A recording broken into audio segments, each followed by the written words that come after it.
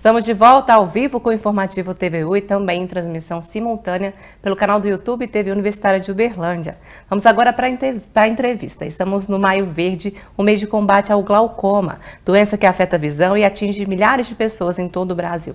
Para falar sobre o assunto, recebemos aqui ao vivo no estúdio o oftalmologista Pedro Hélio Esteva. Boa noite, obrigada pela presença aqui no Informativo, doutor. Eu que agradeço a presença, o convite, e quero dizer assim, que fico muito grato de poder vir aqui na UFO, que é uma instituição que eu formei e tenho muito orgulho. É um carinho especial, né? Bastante. Então vamos falar sobre esse mês de maio, nessa conscientização. Qual a importância da gente bater nessa tecla de conscientização em relação ao glaucoma, doutor? Então, o glaucoma, ele é a principal causa de cegueira irreversível no mundo. E se a gente somar as causas de cegueira irreversíveis e irreversíveis, ele configura como a segunda causa. Então, tem uma prevalência alta mundialmente, no Brasil também. Então, além de levar à cegueira, ele tem poucos sintomas. Então, a gente ter uma conscientização maior e poder promover mais a saúde ocular é bastante importante. Com certeza. E quais os fatores de risco para o glaucoma? Então, o glaucoma, ele é uma doença multifatorial. Então, a gente tem bastante fator de risco que implicam no desenvolvimento do glaucoma. E quando eu falo glaucoma, é um conjunto de doenças que recebem esse nome e alguns fatores de risco vão ter maior ou menor peso para determinado tipo de glaucoma. Mas, de forma geral, a idade avançada, ela é um dos fatores de risco. Se a gente observar, por exemplo, por volta de 40 anos, a prevalência de glaucoma, ela gira em torno de 0,3%, 0,5%. Com 70 anos, essa prevalência já sobe para 2,5% e pacientes com 90 anos ou mais, essa prevalência já ultrapassa os 10%. Então, a idade é um dos principais fatores de risco. Outro fator de risco importante é a pressão intraocular.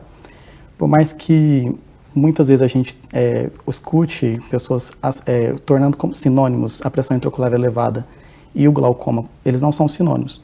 A pessoa pode ter glaucoma e a pressão do olho normal, e pode ter pressão alta e não ter glaucoma, mas ainda assim é um dos fatores de risco para glaucoma e atualmente é o único que a gente consegue atuar de forma médica. A raça é um fator de risco. Pacientes negros têm uma prevalência maior de glaucoma e infelizmente tendem a ter um curso pior. Asiáticos e hispânicos tendem a ter uma maior prevalência de um subtipo de glaucoma, que é o de pressão normal.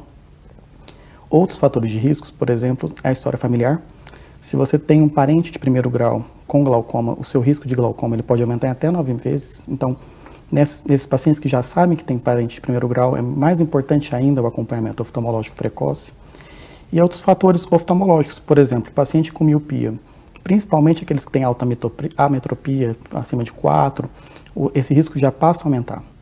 E aí, existem algumas síndromes que a gente já passa a pormenorizar o risco de glaucoma, mas os principais são esses. Então, são vários os riscos. São. Tem que ficar atento, né? Como não tem um sinal que mostre que tem glaucoma, então é muito importante que faça esse exame de rotina. Exatamente. Qual a periodicidade das consultas? Então, a gente não tem um protocolo definido dessa periodicidade.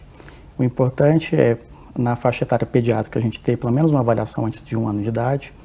E uma vez identificado algum desses fatores de risco, a gente começa a seguir mais próximo essa pessoa.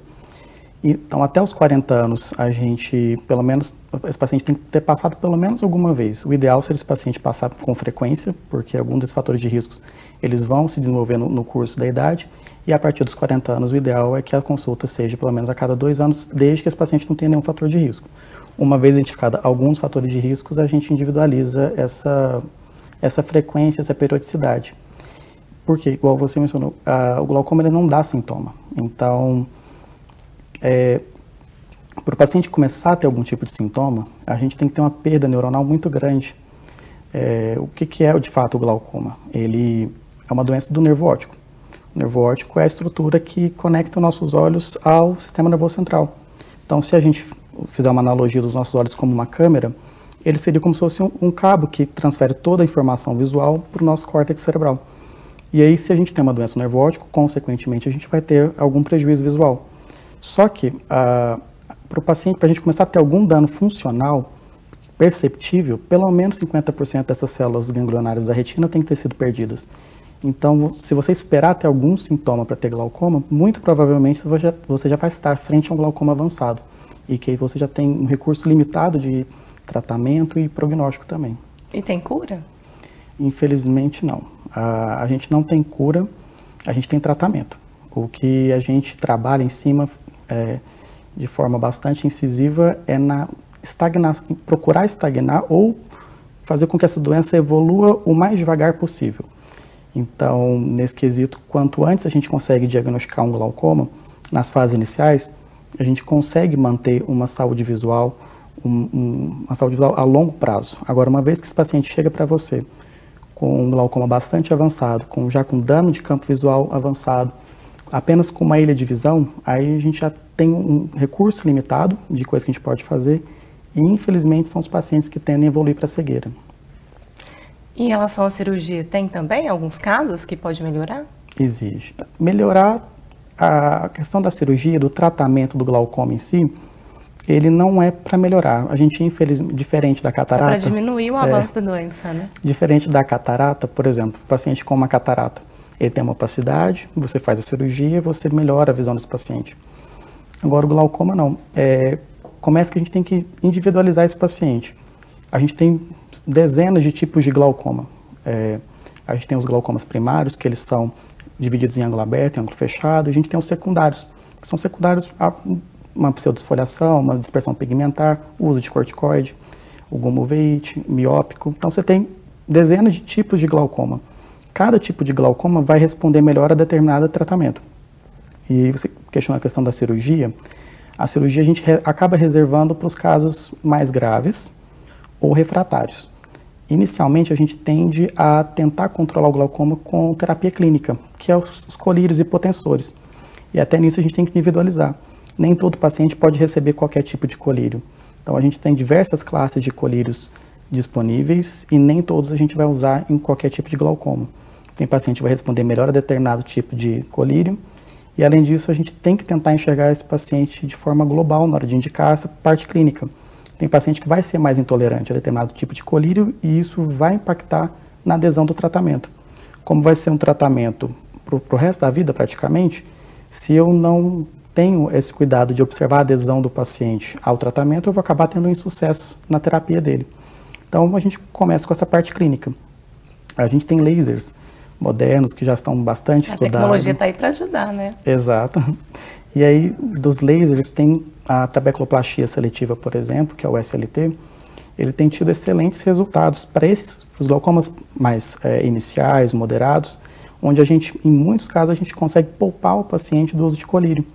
Se a gente pensar isso e estender isso a nível de saúde pública, por exemplo, que é um custo para o governo, é um custo para o paciente, é desagradável muitas vezes ficar usando colírio, em casos pontuais bem selecionados, e principalmente os glaucomas iniciais, eventualmente alguns moderados, o laser tem uma excelente aplicação, o SLT, por exemplo.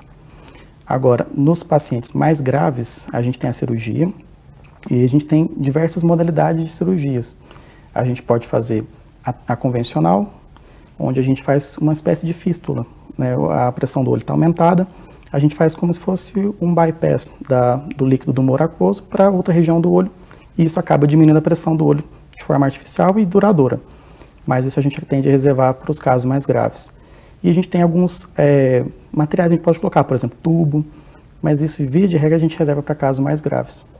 É muito bem explicado, inclusive. Então, só para a gente encerrar a entrevista, quais as dicas, doutor, para a saúde ocular e para a prevenção de doenças como glaucoma e outras doenças também que podem ser prevenidas visitando o oftalmologista? Então, primeiro para o paciente com glaucoma, jamais abandonar seu oftalmologista, nunca deixar de pingar os seus colírios. E uma coisa que, infelizmente, não é tão comum é o paciente com glaucoma não saber que tipo de glaucoma ele tem. Então, é importante ele perguntar para o oftalmologista qual glaucoma eu tenho. Porque tem glaucoma que, eventualmente, ele não vai poder usar determinada medicação, algum medicamento psiquiátrico, às vezes, glaucomas de ângulo fechado não podem utilizar. Então, ele tem que saber disso. Eu gosto de imprimir uma listinha para o paciente entregar. Isso aqui, se te passarem, você me liga e troca uma ideia. Mas, enfim, é importante ele saber o tipo de glaucoma que ele tem, jamais deixar parar por conta própria o tipo de colírio, e qualquer eventual alteração na sua saúde sistêmica, comunicar ao oftalmologista. E para quem não tem glaucoma, a medida mais importante é consultar com o oftalmologista periodicamente, principalmente se você já tem um desses fatores de risco que eu mencionei.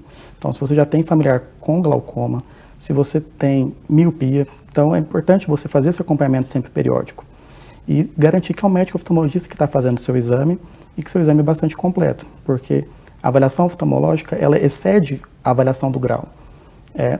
Quando você faz a avaliação do grau, é a sua porta de entrada para a saúde ocular.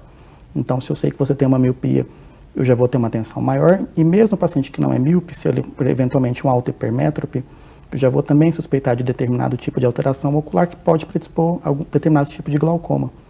Ou seja, fazer a consulta oftalmológica completa, de preferência com um médico oftalmologista. Isso mesmo. Muito obrigada pela entrevista, muito bem explicado. Obrigado. E até a próxima aqui no Informativo com mais dicas importantes. Conversa. Boa noite. Boa noite.